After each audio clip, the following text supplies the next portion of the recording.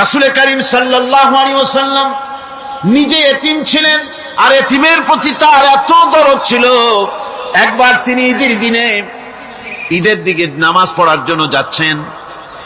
প্রতিমধ্যে দেখেন একটা বাচ্চা ছেলে কাঁদতেছে।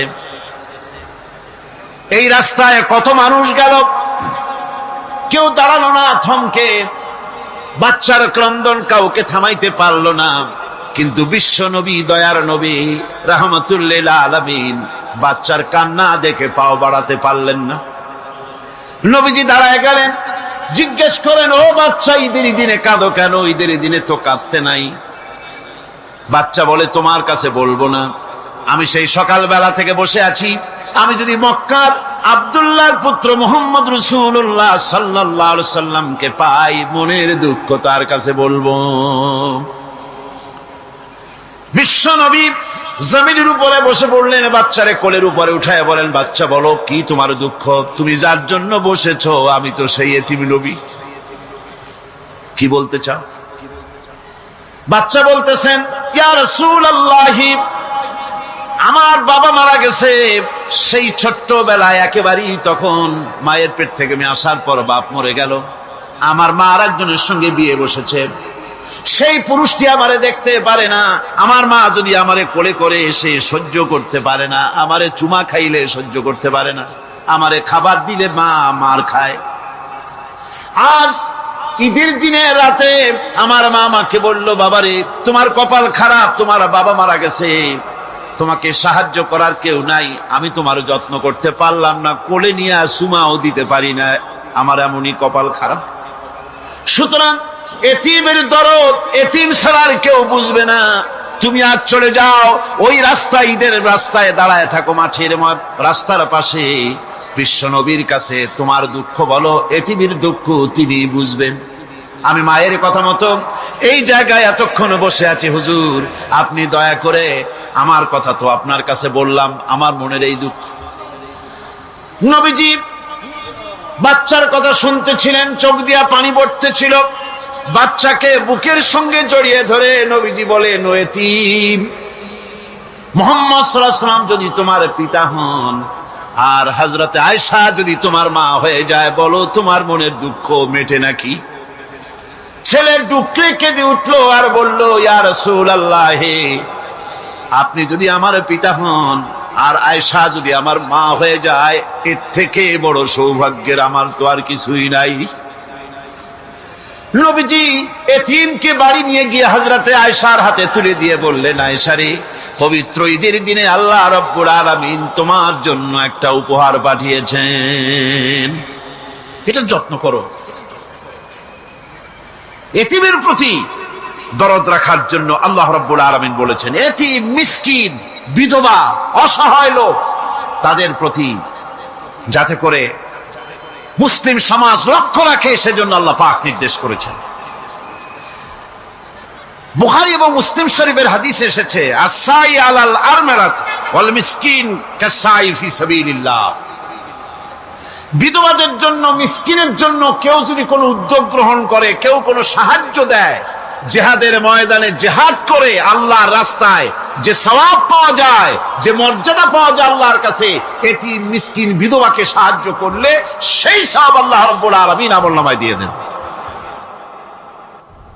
আমাদের প্রিয় নবী এতিম মিসকিনদের খুবই ভালোবাসতেন তার নিজের চাকর হযরত যায়েদ ও আনাস রাদিয়াল্লাহু তাআলা আনহুকে। সে সম্পর্কে এখন আলোচনা করা হচ্ছে। তার চরিত্রই প্রমাণ করে, নবীদেরকে বাইয়িনাত দেওয়া হয়েছে, এমন চরিত্র আচার আচরণ দেওয়া হয়েছে যাতে করে লোকেরা অভিভূত হয়ে যায়, আকৃষ্ট হয়ে যায়। হযরতে যায়েদ, তিনি তো কৃতদাস ছিলেন, হারায় গেলেন বাপ মা থেকে, আর এরপরে কুদরত তারে মুহাম্মদ সাল্লাল্লাহু আলাইহি ওয়াসাল্লামের ঘরে উঠায় দিল। তিনি তখন আল্লাহর নবী, তখন নবুয়তের দায়িত্ব পান নাই।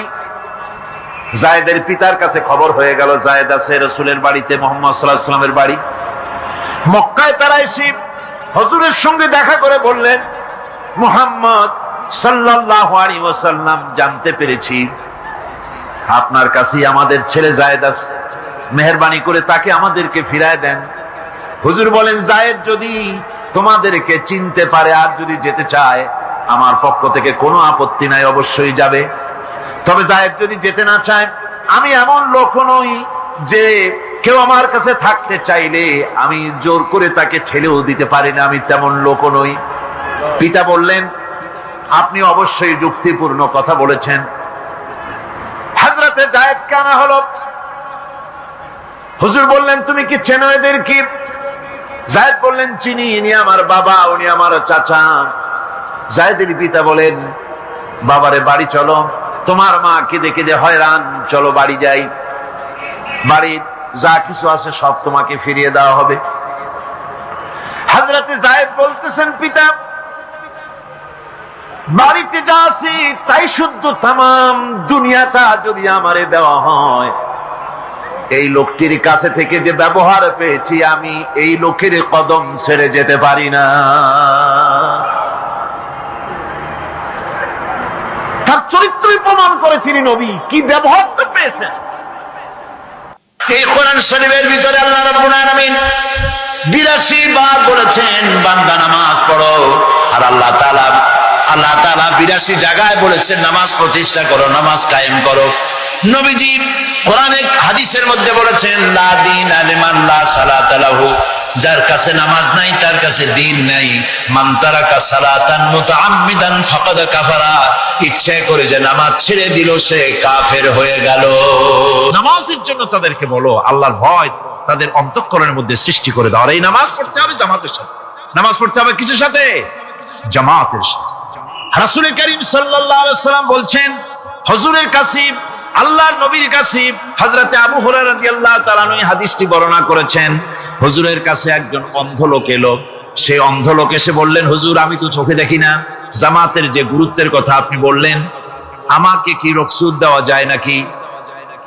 আমি অনেক সময় সাথী সঙ্গী পাই না, আমাকে কি রুখসত দেওয়া যায় নাকি? হুজুর বললেন, হ্যাঁ তোমাকে রুখসত দেওয়া গেল। অন্ধ যখন হেঁটে যাচ্ছিলেন, নবীজি তাকে আবার ডাকলেন, ডেকে জিজ্ঞেস করলেন, অন্ধ, নামাজের মসজিদের আজান কি তোমার কানে যায়? বলে, হ্যাঁ আমি আজান শুনি। হুজুর বললেন, আজানের জবাব দিবা, মসজিদে এসে জামাতে নামাজ পড়বা। একজন অন্ধকে রুখসত দেওয়া হয় নাই। মসজিদে আজান শোনার পর ঘরে বসে যদি নামাজ আদায় করেন, নামাজের হক আদায় হবে না। হুজুর সাল্লাল্লাহু আলাইহি ওয়াসাল্লাম বলেছেন, মসজিদে আজান হওয়ার পর যে ব্যক্তি ঘরে বসে নামাজ পড়ে, আমার ইচ্ছা হয় ঘরটা আগুন দিয়ে জ্বালায় দেই। কে বলতেছেন? রাহমাতুল লিল আলামিন, রাহমাতুল লিল আলামিন বলতেছেন। ঘরের মধ্যে যদি মেয়ে লোক আর বাচ্চারা যদি না থাকতো, তাহলে আমার ইচ্ছা হয় আমি বলি, আগুন দিয়ে ঘরটারে জ্বালায় দাও।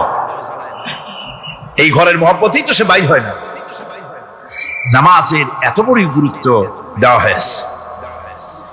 আমার বন্ধুগণ, এই নামাজের জামাতি আল্লাহর নবী জীবনের শেষ নামাজ জামাতে আদায় করেছেন।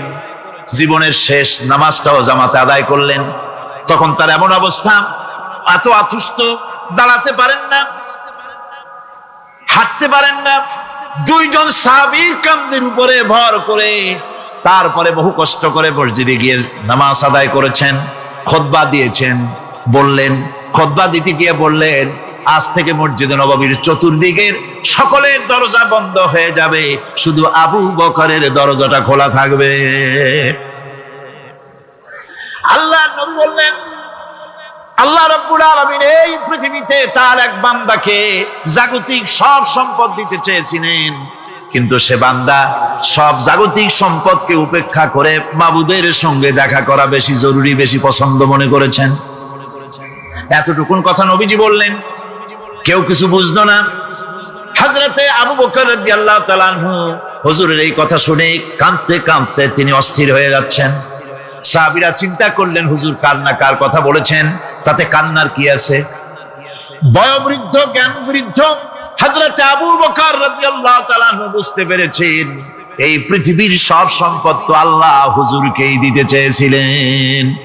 তিনি সমস্ত সম্পদকে উপেক্ষা করে তার মাবুদের সঙ্গে দেখা করার জন্য প্রস্তুতি নিয়েছেন। তার মানে হলো, আল্লাহ নবী বিদায় হয়ে যাবেন, আমরা নবী থেকে এতিম হয়ে যাব। নবীজি ঘরের মধ্যে প্রবেশ করলেন। প্রচন্ড জ্বর এলো। এই প্রচন্ড জ্বর নিয়ে তিনি শুয়ে আছেন, কখনো বেহুশ কখনো হুশ। এর মধ্যে আযান হয়ে গেল। সাহাবীরা বহুক্ষণ অপেক্ষা করে হযরত আবু বকরের ইমামতিতে নামাজ শুরু করলেন। হুজুরের হুশ এলো, প্রশ্ন করলেন, আয়েশা রে, এখন কোন সময়? হযরত আয়েশা বলেন, ইয়া রাসূলুল্লাহ, মসজিদে নববীতে নামাজ শুরু হয়ে গেছে। সাহাবীরা অনেকক্ষণ অপেক্ষা করে আমার বাবার ইমামতিতে নামাজ পড়তেছে সবাই, কিন্তু সাহাবীরা কেঁদে কেঁদে নামাজের মধ্যে কাঁদতে কাঁদতে অস্থির হয়ে যাচ্ছে। তাদের মনের ধারণা হয়েছে নবীজির পেছনে নামাজ পড়ার কিসমত থেকে তারা মাহরুম হয়ে গেল। নবীজি বলেন, আয়েশা, দরজা খুলে দাও আর আমার মাথাটা একটু উঁচু করে ধরো, আমি একটু নামাজের দৃশ্যটা দেখি। দরজা খুলে দেওয়া হলো, নবীজির মাথা উঁচু করে ধরা হলো। নামাজের জামাতের দৃশ্য দেখে নবীজি আবার শুয়ে পড়লেন। হযরত আয়েশা লক্ষ্য করে দেখেন নবীজির দুই চোখের কোনা দিয়া পানি পড়তেছে।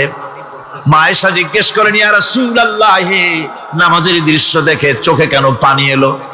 হুজুর বলেন, আয়েশা রে, এটা কোনো দুঃখের পানি নয়, এটা তৃপ্তির পানি। এই যে জামাত নামাজ পড়তেছে লোকেরা, এই জামাত কায়েমের জন্য তায়েফের ময়দানে অনেক রক্ত আমার ঝরেছে। উহুদের ময়দানে দান্দার মুবারক শহীদ হয়েছে, সাহাবায়ে কেরাম জীবন দিয়েছে। এই যে জামাত আমি দেখতে পেলাম, ভবিষ্যতের একটা ছবি যেন চোখে ধরা পড়লো। আমার মনে হলো কিয়ামত পর্যন্ত এই পৃথিবীতে আমার যত উম্মত আসবে তারা এইভাবে করে জামাতে নামাজ আদায় করবে। নবীজি মাথার কাছে মালাকুল মউত যখন এসে গেছেন, আমার ভাইরা, এই পৃথিবীতে যত নবীরা এসেছিলেন মৃত্যুর সময় সমস্ত নবীরা শেষ কথা যেটা বলেছেন, হাদিস, সমস্ত নবীরা উম্মতের জন্য মৃত্যুর মুহূর্তে শেষ কথা যেটা বলেছেন সেটা হলো আসসালাত, আসসালাত, নামাজ, নামাজ। আমার নবী যখন বিদায় হয়ে যান, বিদায় মুহূর্তে মেয়ের কথা বললেন না, কলিজার টুকরা নাতির কথা বললেন না, জামাইয়ের কথা বললেন না, স্ত্রীর কথা বললেন না, মৃত্যুর সময় শেষ কথা বললেন আসসালাত, আসসালাত ওয়া মা মালাকাত আইমানুকুম, নামাজ, নামাজ, আমার উম্মতেরা নামাজ, আমার উম্মতেরা নামাজ ছেড়ে দিও না, নামাজ। যেই নবী উম্মতের জন্য এত কাঁদলেন, নামাজের জন্য এত কথা বলে গেলেন, আল্লাহ রাব্বুল আলামিন নামাজের জন্য এত নির্দেশ করলেন, নবীজি ইন্তেকালের সময় নামাজের কথা বলে দিলেন, সেই মুসলমান আজ নামাজ আদায় করে না, নামাজ পড়ে তো নামাজ শুদ্ধ হয় না।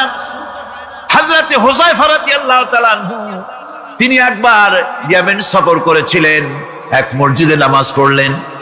একজনকে তিনি নামাজ পড়তে দেখলেন, নামাজ পড়তে দেখে তিনি অপেক্ষা করলেন। লোকটার নামাজ হয়ে যাওয়ার পর তিনি প্রশ্ন করলেন, আল্লাহর বান্দা, তুমি কতদিন এরকমের নামাজ পড়তেছ? তিনি বললেন, প্রায় 40 বছর তো হবে আমি এরকম নামাজ পড়তেছি। হযরতে হুযায়ফা বলেন, তুমি কি আমারে চেনো? কয়, না, চিনি না।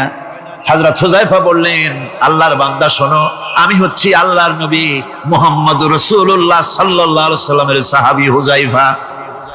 ও আল্লাহর বান্দা, তুমি যেভাবে নামাজ পড়েছো এইরকম যদি 40 বছর নামাজ পড়ে থাকো, আল্লাহর কসম করে বলি, নবীজি যে নামাজ শিখাইছেন তোমার সে নামাজ হয় নাই, রাসূলুল্লাহ নামাজ হয় নাই।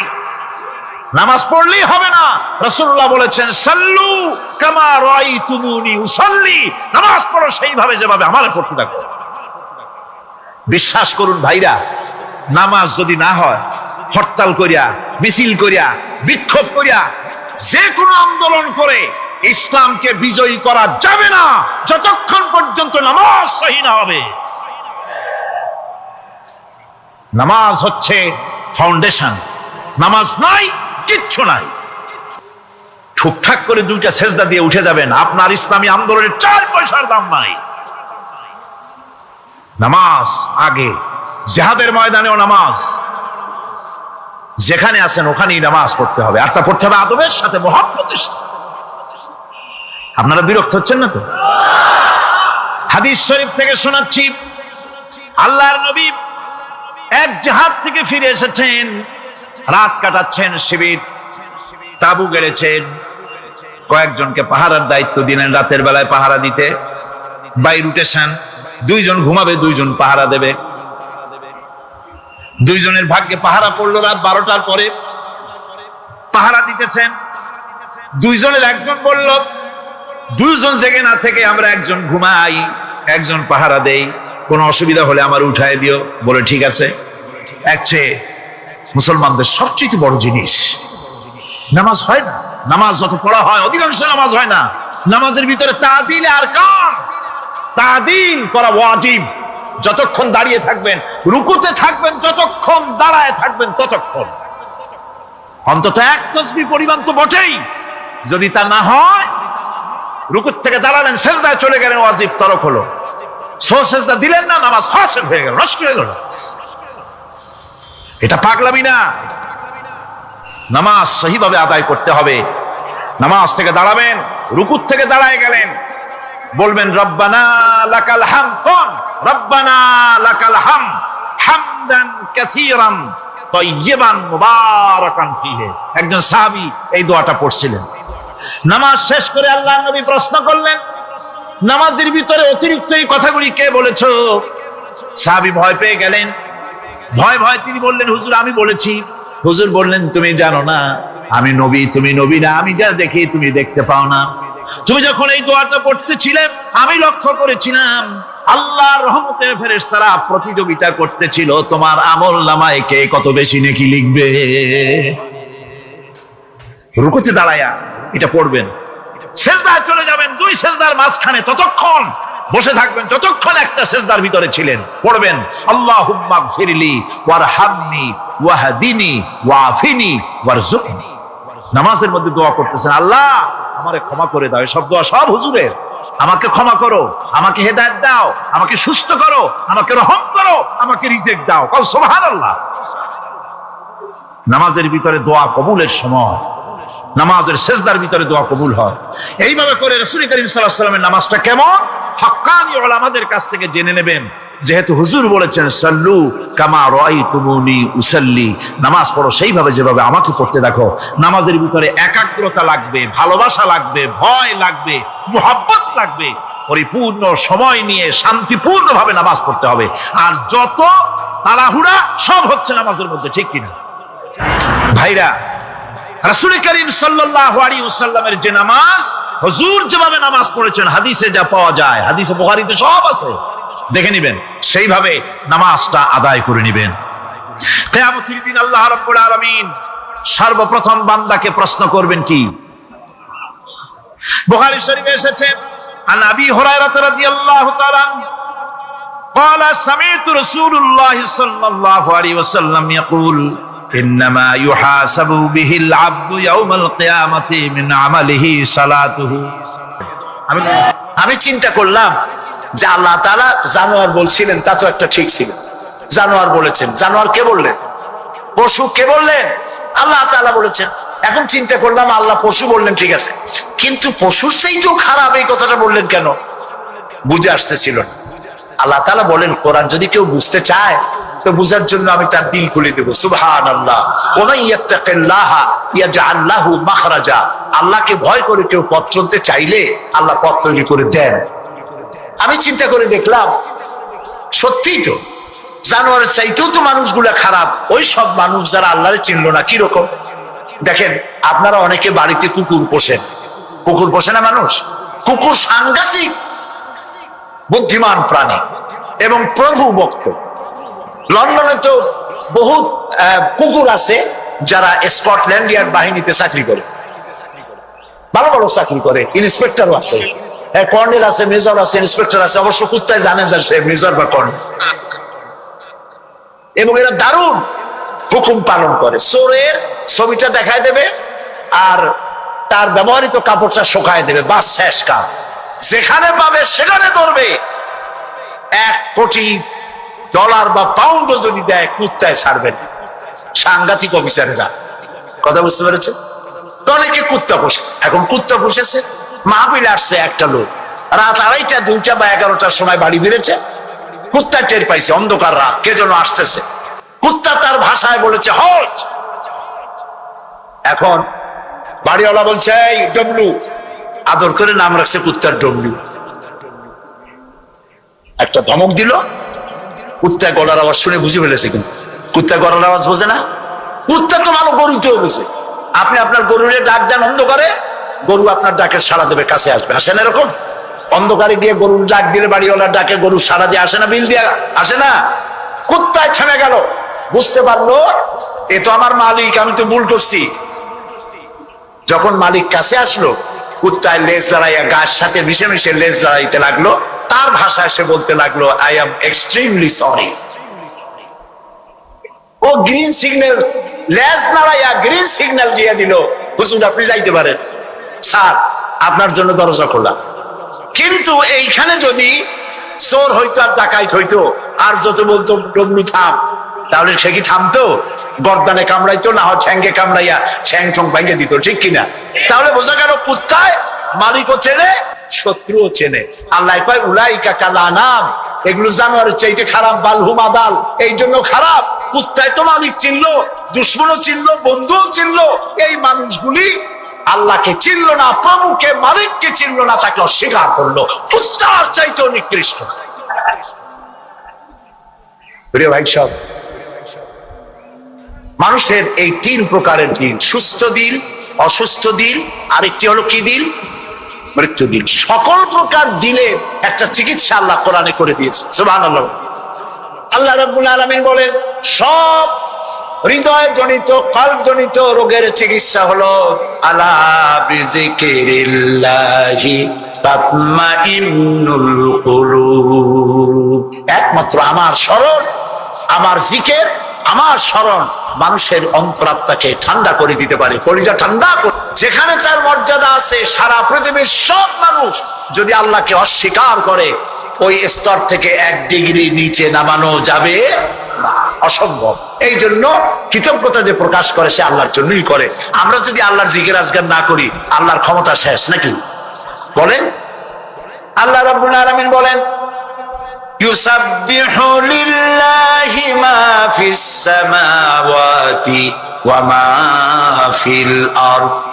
আকাশে যা কিছু আছে, জমিনে যা কিছু আছে, এর মাঝখানে যা কিছু আছে, সব আমার জিকির করছে, আমার তাসবিহ করছে।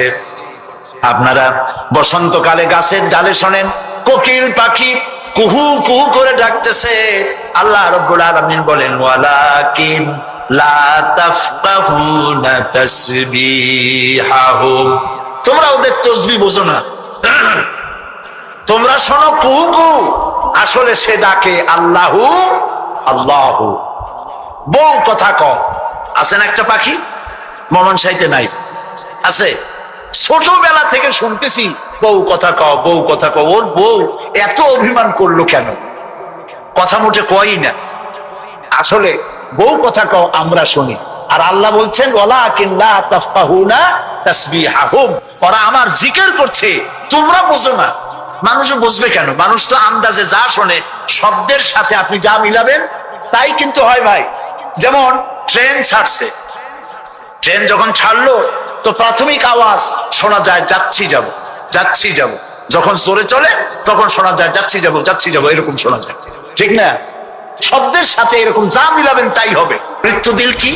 মৃত্যু দিল সম্পর্কে আল্লাহ বলছেন,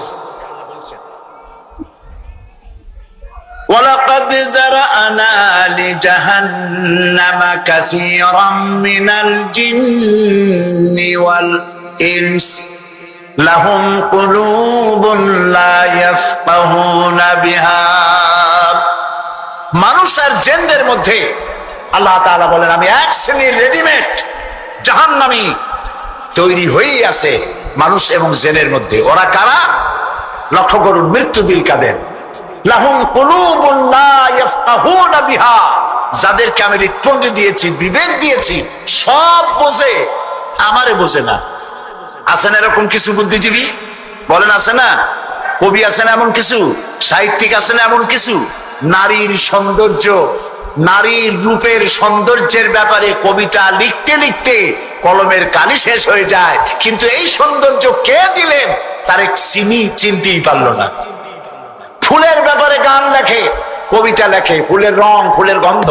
প্রজাপতি, প্রজাপতি কে এত সুন্দর করে, কোন শিল্পী তোমার ডানায় এত সুন্দর রং দিল, তার গান তৈরি করে, কিন্তু প্রজাপতির রং কে দিল আরে খুঁজে পায় না।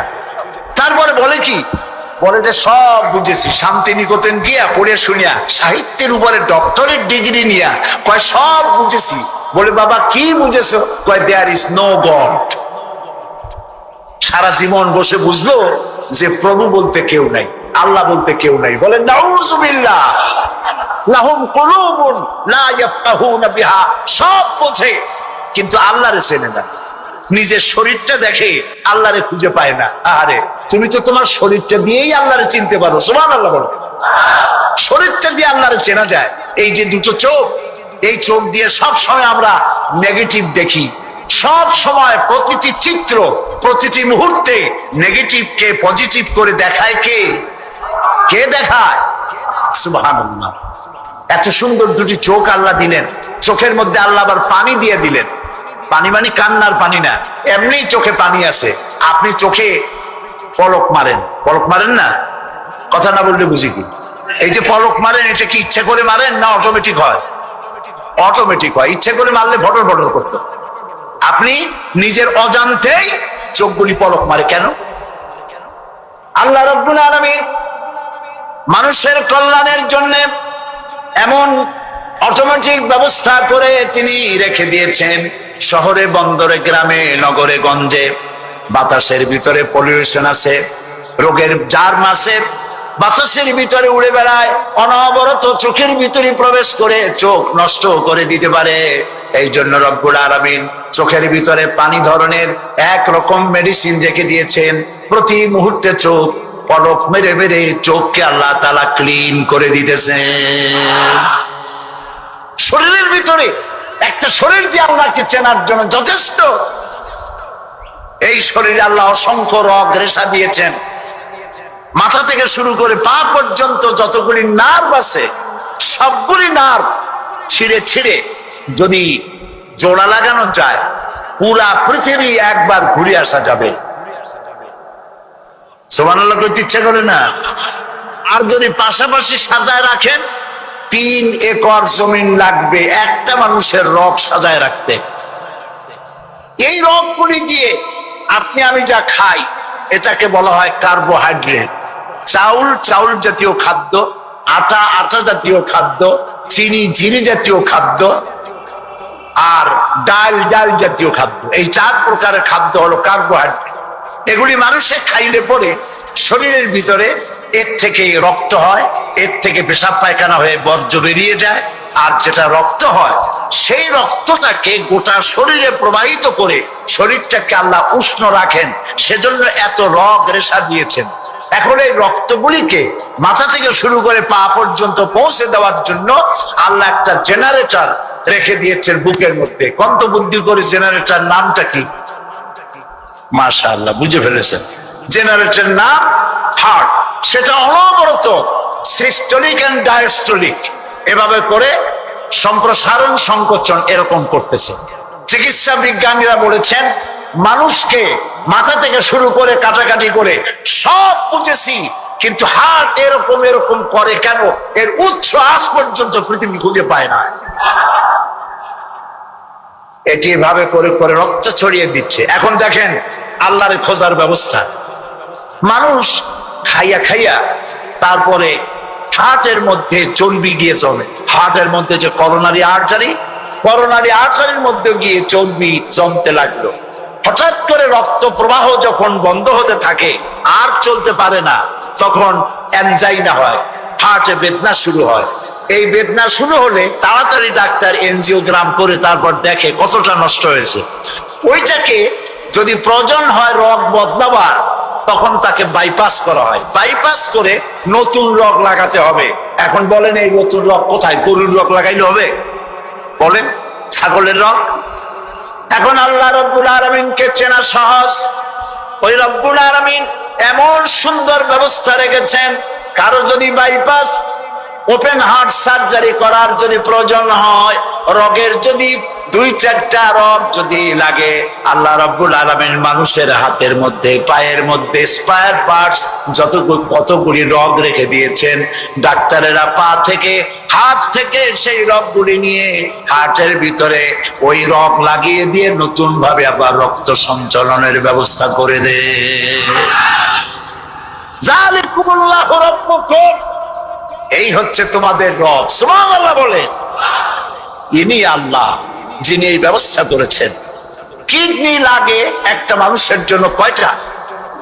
না না, দুইটা লাগে না, কিডনি লাগে একটা, কিন্তু আল্লাহ তাআলা দিচ্ছেন কয়টা? দুইটা। একটা যদি অকেজ হয়ে যায় তো আরেকটা দিয়ে যেন কাজ হয়। লক্ষ্য করুন, আপনার মেমোরি, আপনার মগজ, আপনার ব্রেন, যে ব্রেনটা, যে মগজটা মাথার মধ্যে আছে, এই মগজের মধ্যে রয়েছে অসংখ্য সেল, কোষ, CELL, অসংখ্য কোষ, ডাইরেক্ট অ্যাকশন। সুবহানাল্লাহ। কপালে যদি থাকে আল্লাহরে চিনতে কষ্ট হয় না, আর কপালে না থাকলে শান্তিনিকেতন থেকে PhD ডিগ্রি করে কাফের হয়ে যায়, মুরতাদ হয়ে যায়, কপাল পুড়ে যায়। এই জন্য অল্পের মধ্যে বুঝতে সহজ, যদি ঈমান থাকে কিসমতে। প্রিয় ভাই সব, আল্লাহ রাব্বুল আলামিন বলছেন, লাহুম কুলুবুন লা ইয়াফকাহুনা বিহা, তাদেরকে হৃদয় দিয়েছি, তাদেরকে বিবেক দিয়েছি, সব বুঝলো, আমারে বুঝলো না। মৌলানা রুমের সেই ঘটনাটা আমি শ্রোতাদেরকে শোনাই, যে গাধার একটা পদচিহ্নের ভিতরে গাধা হেঁটে যাচ্ছিল রাস্তা দিয়া, নরম মাটিতে পায়ের চিহ্ন পড়ে গেছে, গর্ত হয়েছে, সেই গর্তের ভিতরে গাধা পেশাব করেছে, গর্তটা পরিপূর্ণ হয়ে গেছে গাধার পেশাবে। পিঁপড়া একটা যাচ্ছিল কোথাও, সে হাঁটতে হাঁটতে গাধার পেশাবের মধ্যে পড়ে গিয়েছে, সামান্য বাতাসে পানিটা নড়তে ছিল। পিঁপড়া তখন নাকি বলতেছে যে ভূগোলের পাতায় পড়েছিলাম সেই পাঠশালার জীবনে, পৃথিবীতে নাকি আটলান্টিক নামক একটা মহাসাগর আছে, শেষ পর্যন্ত আমি সেই আটলান্টিক মহাসাগরেই পড়ে গেলাম। এই উত্তাল ঢেউ অতিক্রম করে কেমনে আমি কিনারায় যাব? কোত্থেকে যেন একটা শুকনা তেঁতুলের পাতা এসে পড়েছে গাধার পেশাবের ভিতরে। পিঁপড়া বহু কষ্ট করে ওই পাতার উপরে উঠে বসেছে, পাতাটি ঢেউয়ের তালে তালে সামনের দিকে এগিয়ে যাচ্ছে।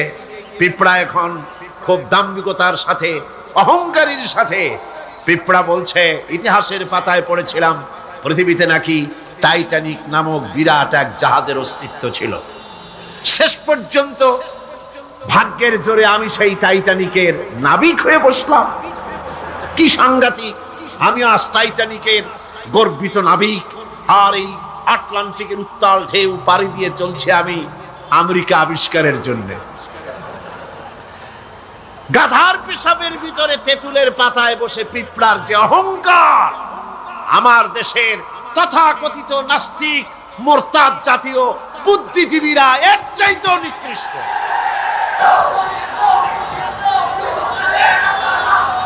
এবার আল্লাহর ভাষায় শুনুন, পৃথিবীর শ্রেষ্ঠ মানুষ কারা, তাও আল্লাহর ভাষায় শুনেছেন। এবার আল্লাহর ভাষায় শুনুন, এই পৃথিবীতে নিকৃষ্ট মানুষ কারা।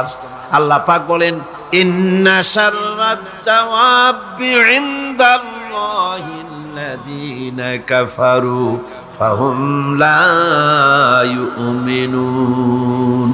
আল্লাহ পাক বলেন, এই পৃথিবীর বুকে বিচরণশীল জীবদের মধ্যে সবচাইতে নিকৃষ্ট প্রাণী বা জীব হচ্ছে তারা যারা নাকি ঈমান আনে নাই। যারা ঈমান আনে নাই তারাই হলো, অর্থাৎ যারা নাস্তিক, যারা মুরতাদ, তারা হলো পৃথিবীর যারা কাফের, তারা হচ্ছে পৃথিবীর সবচাইতে নিকৃষ্ট প্রাণী। এই পৃথিবীতে বিচরণশীল জীব প্রাণী যত আছে, আল্লাহর দৃষ্টিতে নিকৃষ্ট হচ্ছে কারা? নাস্তিক এবং মুরতাদ। এদের জন্য শাস্তি আল্লাহ রাব্বুল আলামিন বলেন, কাফির দুনিয়া এবং আখিরাতের উভয় জায়গায় শাস্তি তারা পাবে, কোন জায়গায় তাদের শান্তি হবে না। ফাআম্মাল্লাযীনা কাফারু ফাউআদ يعذبهم عذابا شديدا في الدنيا والآخرة وما لهم من ناصرين যারা নাকি কুফরি করেছে, আমাকে অস্বীকার করেছে, আমার আইনকে অবজ্ঞা করেছে, অস্বীকার করেছে, তাদেরকে দুনিয়া এবং আখিরাতে আমি লাঞ্ছিত করব এবং তারা কোনো সাহায্যকারী পাবে না। কাফের হচ্ছে, নাস্তিক এবং মুরতাদরা হচ্ছে চতুষ্পদ জানোয়ারের মতো নির্বোধ। এরা নিজেদেরকে বুদ্ধিমান বলে দাবি করে, কিন্তু আল্লাহর কথায় এরা হচ্ছে নির্বোধ চতুষ্পদ জানোয়ারের মতো। কিসের মতো বলুন? জানোয়ারের মতো। আল্লাহ পাক বলছেন, আল্লাহ পাক বলেন ওয়ামাসালুল লাযীনা কাফারু কামাসালিল লাযী ইয়ানঈকু বিমা লা ইয়াসমাউ ইল্লা দুআআ ওয়া নিদাআ সুম্মুম বুকুমুন উমিয়ুন ফাহুম লা ইয়াকিলুন। আল্লাহ পাক বলেন কাফেরদের দৃষ্টান্ত হচ্ছে এরকম, রাখাল যেমন তার জানোয়ারকে ডাকে। আপনাদের দেশে আছে না রাখাল গরুকে ডাকে, এই গরু এদিকে আয়, বলে না এদিকে আয়, অথবা ডাইনে যাবার সামনে যা। গরু থেকে বোঝে যে এদিকে আয় মানে আমারে ডাকতেছে, ওদিকে যা মানে আমারে সরে যেতে বলতেছে। এগুলো বোঝে? বোঝে না। আল্লাহ পাক বলেন রাখাল যেমন চতুষ্পদ জানোয়ারকে ডাকে, জানোয়ার শুধু একটা আওয়াজ শোনে মাত্র, কিন্তু রাখাল কি বলে তা সে বুঝতে পারে না, শুধু একটা আওয়াজ শোনে। ও তো হলো বধির, ও হলো অন্ধ, ও হলো বোবা। অনুরূপ ভাবে যারা কাফের তারাও কোরআনের কথা শোনে, হক তারা দেখে, হকের আওয়াজ তারা শোনে, কিন্তু ওই চতুষ্পদ জানোয়ারের মতো একটা আওয়াজ শোনে, কি বলে তা তারা বোঝে না। আল্লাহ পাক বলেন কাফেরদের আমল হলো এরকম, যারা নাকি আমাকে অস্বীকার করেছে তাদের আমল, তাদের কাজগুলি অবস্থা এমন যেমন মরুভূমির ভিতরে মরুচারীরা পথ চলতে গিয়ে দূরে দেখতে পায় পানি আছে, মনে করে পানি মনে করে তার কাছে যায়। যখন কাছে চলে গেল, যারে পানি মনে করেছিল, হাত্তা ইযা জাআহু লাম ইয়াজিদহু শাইয়া, যাকে পানি মনে করেছিল কাছে গিয়ে দেখলো কিছুই পেল না, পানি নাই। আছেন এরকম? মরিচিকা বোঝেন? এই যে চৈত্র মাস, বৈশাখ মাসের যখন প্রচন্ড রোদ হয়, তখন বীজ ঢালা রাস্তার উপরে দেখবেন দূরের থেকে মনে হবে যেন পানি চিকচিক করছে। আসলে কি পানি? না। মরুভূমির উপরে পথ চলতে গিয়ে এরকম দেখা যায়, বিরাট জলাশয়, মনে হবে অনেক পানি আছে ওখানে। যখন কাছে যায়, কাছে গিয়ে প্রাণান্ত হয় ওখানে গিয়ে পানিটা পান করার জন্য। আল্লাহ বলেন কাছে যখন যায়, হাত্তা ইযা জাআহু লাম ইয়াজিদহু শাইয়া, কাছে গিয়ে তখন কিছুই পায় না। এইভাবে মরিচিকার ভেতর মরিচিকা দেখে মরুচারীরা যেমন পানির জন্য ছুটে যায়, পানি পায় না, প্রাণান্ত হয়ে যায়। কাফির, বেঈমান, নাস্তিক, মুরতাদরা তাদের সমস্ত জীবনের আমলগুলি এভাবে নিষ্ফল, কোনো দাম নাই, কোনো মূল্য নাই। তারা নিজেদের তৈরি করা মতবাদকে শান্তি আছে বলে মনে করে শেষ পর্যন্ত দেখে কিছুই নাই। যেমন কমিউনিজম ৭২ বছর ধরে পৃথিবীকে কিছুই দিতে পারে নাই, জ্বালা দিয়েছে, যন্ত্রণা দিয়েছে, কষ্ট দিয়েছে, হতাশা দিয়েছে, ক্ষুধা দিয়েছে, দারিদ্র দিয়েছে, নির্যাতন করেছে, নিষ্পেষণ করেছে, মানুষের জন্য ভালো কিছুই করতে পারে নাই। বলেন পেরেছে নাকি? কি বলেন পেরেছে? সুতরাং এভাবে করি ওরা মনে করে ভালো, আসলে তো ভালো না। আসল ভালো তো আল্লাহ রাব্বুল আলামিন যেটা বান্দার জন্য করেন, এর থেকে ভালো আর কিছু হতে পারে না। কি বলেন? পারে? পারে না। যারা নাকি কাফের, আমাকে অস্বীকার করেছি, আমার আইনকে অস্বীকার করেছে, আমার সঙ্গে বিদ্রোহিতা পোষণ করেছে, আর এই অবস্থায় যদি তার মৃত্যু হয়ে যায় কবরি হালতে, তাহলে আল্লাহ, ফেরেশতা এবং সমস্ত সৃষ্টিকুলের লানাত তার উপরে, জোরে কর নাউজুবিল্লাহ। এরপরে মৃত্যুর পর কাফির নাস্তিকরা যখন চলে যাবে জাহান্নামের ভিতরে, যখন যাবে সেখানেও তাদের কোনো চিৎকারে কাজ হবে না, সাহায্যকারী মিলবে না। দুনিয়াও অশান্তি, আখিরাতেও অশান্তি, শান্তি কোথাও মিলবে না। জাহান্নামের ভিতরে তো অবস্থাটা এমন হবে, লা ইয়ামুতু ফিহা ওয়ালা ইয়াহইয়া, সেখানে তারা বাঁচবেও না, মরবেও না, এমন এক দুরবস্থার মধ্যে তারা কাটাবে। সেখানে বসে তারা ওয়াহুম وهم يصطرخون فيها ربنا أخرجنا نعمل صالحا غير الذي كنا نعمل। সেই জাহান্নামের ভিতরে বসে তারা চিৎকার করবে আর বলবে রব্বুল আলামিন মেহেরবানি করে আমাদের কি আরেকবার জমিনে পাঠায় দাও, এইবার যদি পৃথিবীতে ফিরে যেতে পারি ভালো ভালো কাজ করব, অন্যায় কাজ আর করব না, সুবিশাব হয়ে যাব, নামাজ পড়ব, দিনদার হব, ইমানদার হব। আল্লাহ বলবেন আওয়ালাম নুআম্মিরুকুম, আমি কি হায়াত দিয়েছিলাম না? করলে তার ভিতরে বহুত কিছুই করতে পারতে, আর তোমাদের কাছে সতর্ককারীও এসেছিল, তা তোমরা মানো নাই, ঈমান আনো নাই। আজকে চিৎকার মেরে কোনো কাজ হবে না। ফাযুকু ফামা লিয-যালিমিনা মিন নাসীর, এই পাপের শাস্তি এখন ভোগ করতে থাকো, তোমাদের জন্য কোনো সাহায্যকারী তোমরা পাবে না, কোনো সাহায্যকারী পাবে না। জাহান্নামের আগুনই একমাত্র তোমাদের স্থান। জোরে কর নাউযুবিল্লাহ, জোরে বলেন নাউযুবিল্লাহ। কাফেররা দৃশ্যত যদি কোনো ভালো কাজ করেও তা কখনো মুমিনদের কাজের সমান হবে না। কারণ সুবহানাল্লাহ, কাফেররা ভালো কাজ করে না, করে কি না? করে কিছু তো ভালো কাজ করে, অনেক ভালো কাজ করে। ভালো কাজ, ভালো কাজ মানে কি? মানুষের কল্যাণের জন্য, জীবের কল্যাণের জন্য অনেক ভালো কাজ কাফেরেরাও করে। কিন্তু কাফেরদের ভালো কাজ কখনো মুমিনের ভালো কাজের সমান হবে না। আল্লাহ রাব্বুল আলামিন বলেন আজআলতুম সিকায়াতাল হাজ্জ ওয়া ইমারাতাল মাসজিদিল হারামি কামান আমানা বিল্লাহি ওয়াল ইয়াউমিল আখির وجاهد في سبيل الله لا يستوون عند الله। আল্লাহ পাক বলেন হাজীদের পানি পান করায়া আর মসজিদে হারামের খেদমত করে তোমরা কি তাদের সমান হতে চাও যারা নাকি আমার উপর ঈমান এনেছে, পরকালকে বিশ্বাস করেছে আর আমার রাস্তায় জিহাদ করেছে? এই উভয় দল সমান আমার কাছে সমান হতে পারে না। লা ইস্তাউনা ইনদাল্লাহ, আমার কাছে এরা সমান নয়। হাজীদের পানি পান করানো কাফেরেরা পান করাতো আর মসজিদে হারামের খেদমত করতো, এই দিয়ে তাদের মনের মধ্যে একটা ফখর ছিল যে আমরাও তো মুসলমানের চাইতে ভালো কাজ কম করি না, আমরা হাজীদের পানি পান করাই, হাজীদের পানি পান করাই, তারপরে মসজিদে হারামের খেদমত করি, কম তো কিছু করি না। আল্লাহ বলেন যারা ঈমান আনলো, যারা আমার আখিরাতকে বিশ্বাস করলো, যারা আমার রাস্তায় জিহাদ করলো, জান দিল, মাল দিল, কখনো এই উভয় দল আমার কাছে সমান নয়। আল্লাযীনা আমানু ওয়া হাজারু ওয়া জাহাদু ফি সাবিলিল্লাহি বিআমওয়ালিহিম ওয়া আনফুসিহিম আ'যামু দারাজাতান ইনদাল্লাহ ওয়া উলাইকা হুমুল ফাইজুন।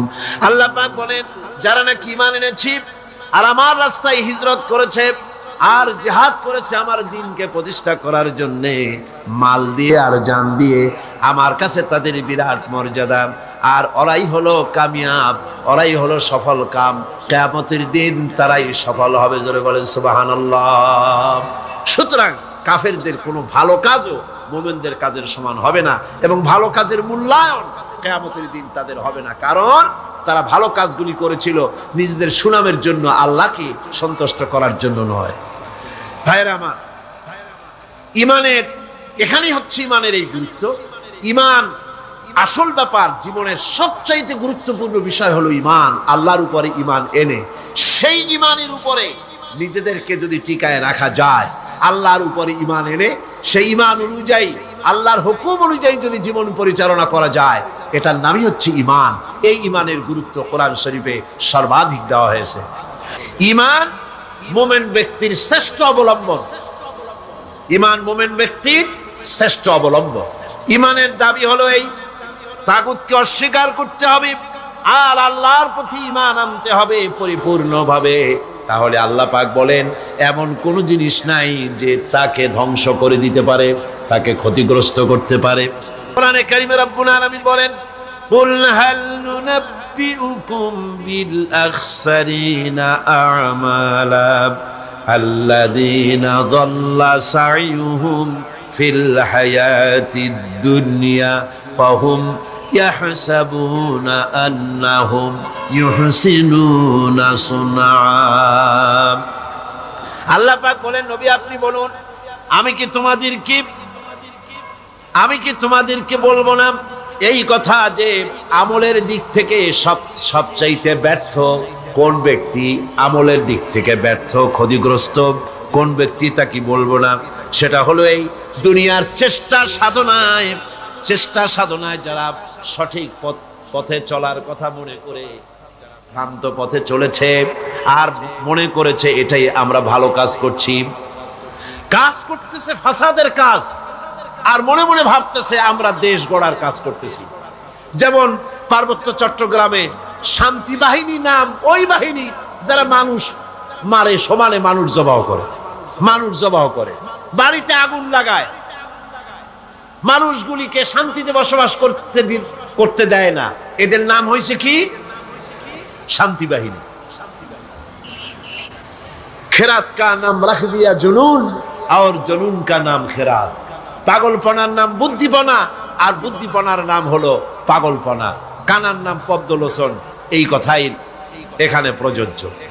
নিজেরা কাজ করে তারা মনে করে যে আমরা এটা সমাজের জন্য, দেশের জন্য ভালো কাজ করতেছি। আসলে এই কাজটি ঈমানের উপরে না থাকার কারণে এই কাজগুলির দ্বারা দেশ এবং জাতি ক্ষতিগ্রস্ত হচ্ছে, আর তারা মনে করছে আমরা খুব ভালো কাজ করছি।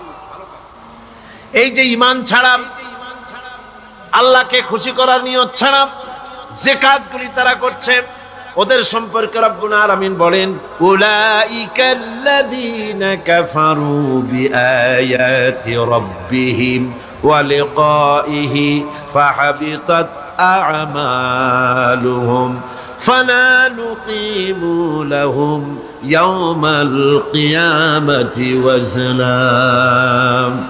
এরা হচ্ছে সেই সব লোক যারা আল্লাহর সঙ্গে দেখা করাকে অস্বীকার করেছে। আমি তাদের এই ঈমান না থাকার কারণে তাদের সমস্ত নেক কাজগুলিকে নষ্ট করে দেব, বরবাদ করে দেব, এবং তাদেরকে কিয়ামতের দিন কোনো গুরুত্বই দেওয়া হবে না। তারা এই পৃথিবীতে যতই নিজেদেরকে গুরুত্ব মনে করুক, নিজেদের গুরুত্ব নিজেরা মনে করুক, বা অপর মানুষেরা তাদের গুরুত্ব দিক না কেন, কিয়ামতের দিন তারা আমার কাছে কোনো গুরুত্ব পাবে না। ঈমান এমন একটা জিনিস যেটা আল্লাহর শাস্তি থেকেও বাঁচিয়ে দেয়। আল্লাহ মানুষের উপরে যদি কোনো গজব আসে, আযাব আসে, এই আযাব থেকে, গজব থেকে বাঁচতে হলে কিসের প্রয়োজন? জোরে বলেন না, কিসের প্রয়োজন? ঈমানের প্রয়োজন। সামনে বলি, একবার এক স্বামী আর স্ত্রী দুজনে ঝগড়া লেগেছে। স্বামী স্ত্রীর ঝগড়ায় বেচারা স্বামী দুর্বল হয়ে গেছে, স্বামীর স্ত্রীর সামনে আর পেরে উঠছে না পারিয়া শেষ পর্যন্ত বলল, ঠিক আছে, তোমার মতো দাজ্জাল মার্কা বউর সাথে আমি আর থাকবো না, আমি চললাম, আমি এবার বিদেশেই চলে যাব, দেশেই থাকবো না। স্ত্রী কিছু বলতেছে না। স্বামী দেখে যে সন্ধ্যা পর্যন্ত স্ত্রী তাকে সাধেও না, মহা সমস্যা। বলেও বেচারা মুসিবতে পড়েছে, প্রেস্টিজ কনসার্ন হয়েছে, ইজ্জতের ব্যাপার। শেষ পর্যন্ত জায়নামাজ বালিশ টালিশ পেছাইয়া বিদেশের উদ্দেশ্যে নিজেকে তৈরি করে বারান্দায় নেমে বলল যে মাগরিবের রক্ত যখন হয়েই গেল, মাগরিবটা পড়ে নেই। মাগরিব পড়েছে, দোয়া তাসবিহ ইত্যাদি পড়ছে, দেখেনি স্ত্রীর পক্ষ থেকে কোনো কি দাওয়াত আসে যে আপনার যাইয়া কাম নাই। তো স্ত্রী বেচারিও বুঝে ফেলেছে তার স্বামীর দৌরত্ব কত দূর, সেই জন্য সেও আর কিছু ক্ষয় ঠয় না। এশা রক্ত যখন হয়ে গেছে তখন বিড়বিড় করে স্বামী বেচারা বলছে, মানুষ নাকাউয়ার জাত, সন্ধ্যার আগে ছিলাম কোথায় আর এখন আসলাম কোথায়। বউ ঘরে বসে কয় যে বুঝছি, আর যাওয়া লাগবে না বিদেশে। ঘরের থেকে বারান্দায় নামি তুমি বলো মানুষ না কাউয়ের জাত, সন্ধ্যায় ছিলা কোথায়, এখন নামছো কোথায়। তোমার আর বিদেশে যায় কাম নাই, তুমি ঘরে এসে মশারির মধ্যে ঢোকো।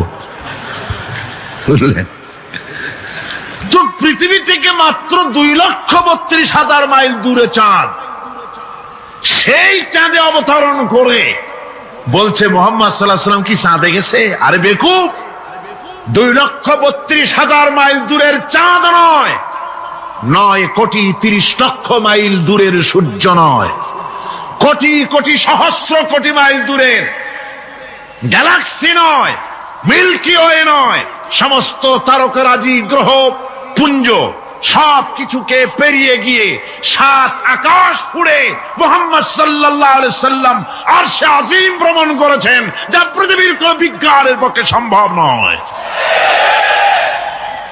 সুতরাং মুহাম্মদ সাল্লাল্লাহু আলাইহি সাল্লাম সর্বকালের সর্বযুগের সব ব্যাপারে শ্রেষ্ঠ মহান ব্যক্তিত্ব। এরপরে আল্লাহ রাব্বুল আলামিন বলছেন, وَخَلَقْنَاكُمْ أَزْوَاجًا, আমি তোমাদের নারী এবং পুরুষের জোড়া পয়দা করেছি। অর্থাৎ এই পৃথিবীতে আল্লাহ রাব্বুল আলামিন মানুষের একটি সেক্স পয়দা করেন নাই, দুটি প্রকার করেছেন, একটি হচ্ছে নারী আর একটি পুরুষ। এই নারী আর পুরুষ আল্লাহ পাকের এটি একটি বিরাট কুদরত। এই নারী এবং পুরুষ সৃষ্টি করে পরস্পরের প্রতি আল্লাহ আকর্ষণ সৃষ্টি করেছেন। দুজনের একের প্রতি অপরের আকর্ষণ আল্লাহ পাক নিজেই সৃষ্টি করে দিয়েছেন। ওয়ামিন আয়াতিহি আন খালাকা লাকুম মিন আনফুসিকুম আজওয়াজান লিতাসকুনু ইলাইহা ওয়া জাআলা বাইনাকুম মাওয়াদ্দাতাও ওয়া রাহমা। আমার অনেক নিদর্শনাবলীর মধ্যে এটিও একটি নিদর্শন যে আমি তোমাদের থেকে তোমাদের স্ত্রীদেরকে তোমাদের জোড়া পয়দা করেছি। আর কি করেছি, কেন করেছি? লিতাসকুনু ইলাইহা, যাতে করে তোমরা পরস্পরের কাছ থেকে শান্তি, প্রীতি, প্রেম, ভালোবাসা, মহব্বত লাভ করতে পারো। এটা আমার নিদর্শন একটি। কিরকম নিদর্শন? ভিন্ন পরিবেশে লালিতা পালিতা একটি মেয়ে ভিন্ন পরিবেশে লালিত পালিত একটি পুরুষের সঙ্গে যখন বিবাহ হয়ে যায়, আল্লাহ রাব্বুল আলামিন বলেন আমি তখন একের প্রতি অপরের মহব্বত আর ভালোবাসা আমি আল্লাহ তৈরি করে দেই। ওই মেয়েটি জানার কথা না, মেয়েটির বাড়ি হচ্ছে লংলা, শ্রীমঙ্গল, বিয়ে হয়েছে দিনাজপুর। দিনাজপুরের লোকেরা বোয়াল মাছ খায় না, কিন্তু এখানের লোকেরা বোয়াল মাছ খুব পছন্দ করে। কথা বুঝতে পেরেছে? এখানে কথাবার্তা এক রকমের, সেখানের কথাবার্তা আর এক রকমের। এই দুইটা মিলাইয়া কিতে হয়েছে তো কিতে হয়েছে, কথা বুঝতে। এখন উপায়টা কি? অথচ এই দুই স্বামী স্ত্রীর মধ্যে আল্লাহ পাক কি মহব্বত পয়দা করে দেন, একজন আর একজনের জন্য জীবন দিতে প্রস্তুত হয়ে যায়। সুবহানাল্লাহ পড়েন। আল্লাহ রাব্বুল আলামিন বলেন ওয়াজআলা বাইনাকুম মাওয়াদ্দাতান, প্রথমে তো ভালোবাসা সৃষ্টি করি, প্রেম সৃষ্টি করি। বিবাহ হওয়ার পর যে ভালোবাসা হয়, বিশেষ উদ্দেশ্যকে সামনে রেখে ওই ভালোবাসা হয়। এরপরে যখন বয়স বাড়তে থাকে, যখন বার্ধক্য আসে, তখন ওই ভালোবাসাটা আর থাকে না যেটা ছিল প্রথম। সেটা আমি ওয়াজআলা বাইনাকুম মাওয়াদ্দাতান ওয়া রাহমা, মাওয়াদ্দা তখন রহমতে পরিণত হয়ে যায়। প্রথমে থাকে একটা প্রেম কেন্দ্রিক ভালোবাসা। পরবর্তী সময় যখন স্বামী বুড়ো হয়ে যায় আর স্ত্রী যখন বুড়ি হয়, তখন আল্লাহ পাক বলেন আমি উভয়ের মধ্যে সহৃদয়তা, করুণার সৃষ্টি করে দেই। পরস্পরের প্রতি আকর্ষণ তখন আরো বাড়িয়ে দেই। একজন আর একজন ছাড়া চলে না, বুড়ার বুড়ি ছাড়া উপায় থাকে না। ঘরের মধ্যে ফ্রিজ আছে, কালার টিভি আছে, তারপরে সুন্দর বিছানাপত্র আছে, কোন জিনিসের অভাব নাই বুড়া। হঠাৎ করে বুড়ি একদিন মারা গেল, বুড়ায় কয় আমি গৃহশূন্য হয়ে গেছি। সব আছে, তারপরেও যে গৃহশূন্য হয়ে গেছি, তার মানে গৃহের প্রাণটাই চলে গেছে। বুড়া বয়সে সন্তান খোঁজ খবর নেয় না, সন্তানের বউ খোঁজ খবর নেয় না।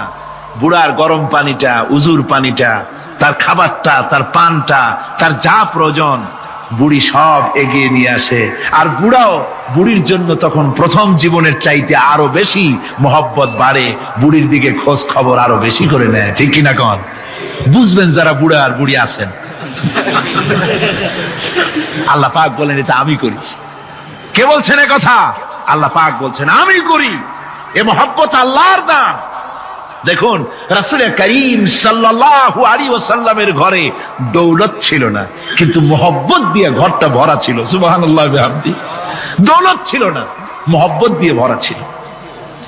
হযরত আয়েশা সিদ্দিকা রাদিয়াল্লাহু তাআলা আনহা বলেছেন, আমি গ্লাসে পানি পান করে রেখে দেওয়ার পর রাসূলুল্লাহ গ্লাসটা হাতে নিয়ে আমি যেখানে ঠোঁট লাগিয়ে পানি পান করেছি, আল্লাহ নবী ওইখানেই ঠোঁট লাগায় পানি পান করতেন। মুহাব্বত।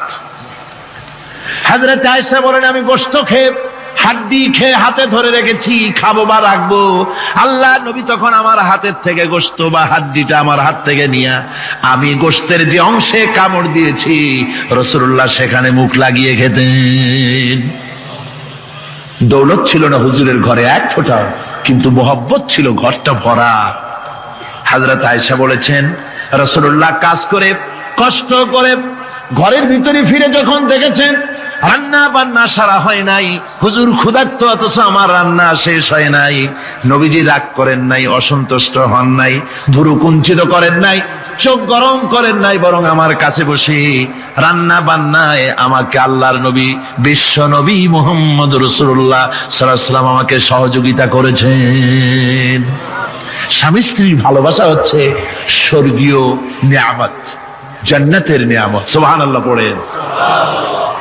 যেই ঘরে স্বামী আর স্ত্রীর মধ্যে সাপ আর বেজির সম্পর্ক, দাঁড় কুমড়োর সম্পর্ক, এই ঘরটা যতই বিদেশি আধুনিক সৌন্দর্যের উপকরণাদি দিয়ে ভরপুর থাকুক না কেন, এই ঘরটা, এই বিল্ডিংটা জাহান্নামের টুকরা।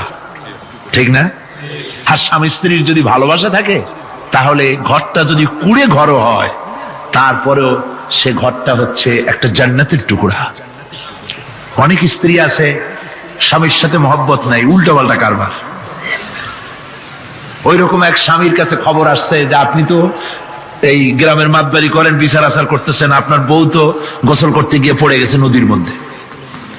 তো লোকটা দৌড় দিয়েছে, দৌড়ে গেছে, যায় কয় যে কোন জায়গায় পড়ছে, কয় যে এইখানে পড়ছে। লোকটা তখন জোয়ারের পানি যাচ্ছিল এইদিকে, লোকটা দৌড় দিছে উল্টা দিকে। লোকেরা কয় যে মিয়া তোমার বউ পড়েছে এইখান থেকে জোয়ারের পানি এদিকে যায়, তুমি উল্টা দৌড়াও কেন? মাতবার বলছে যে দেখো এটা হচ্ছে আমাদের ইন্টারনাল অ্যাফেয়ার্স, এটা বুঝবা না। এই স্ত্রী সারাটি জীবন আমার উল্টা চলেছে। আমি যদি বলেছি 100, সে বলেছে 335। আমি যদি বলেছি এখন দিনের 12টা, সে বলেছে এখন রাত 3:35। সম্পূর্ণ উল্টা সারা জীবন যে চলেছে। সে যে নদীতে পড়ে জোয়ারে গেছে আমি তা বিশ্বাস করি না, উল্টাই গেছে। এই রকমের এক শ্রেণী আছে, স্বামী উল্টা থাকে, স্ত্রী উল্টা থাকে, এরকমও হয়। সুতরাং স্বামী এবং স্ত্রীর মধ্যে মুহাব্বত আর ভালোবাসা, এটি মাবুদের একটি বিরাট নিয়ামত।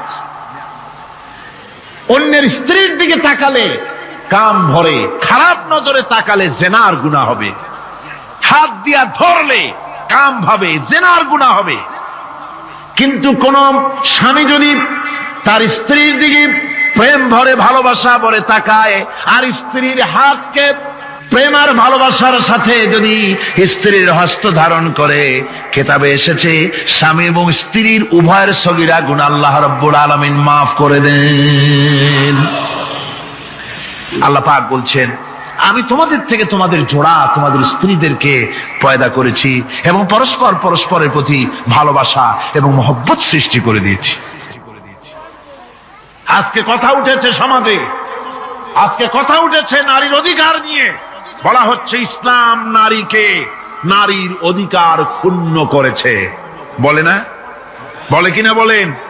আমাদের দেশে এই জন্য নারী পক্ষ, নারী সমাজ, নারী আন্দোলন পরিষদ, তারপরে এরকম অনেক আন্দোলন তারা বানিয়েছে, আর পত্র পত্রিকায় নানান রকমের ইসলাম সম্পর্কে তারা লিখছে। একটা পত্রিকা আজকে সকালে আমাকে একজন দিল, তার মধ্যে লিখেছে, হাদিসের বরাত দিয়েছে, তার মধ্যে লিখছে যে রাসূলুল্লাহ বলেছেন পৃথিবীর সব কিছু হচ্ছে ভোগের সামগ্রী, সেই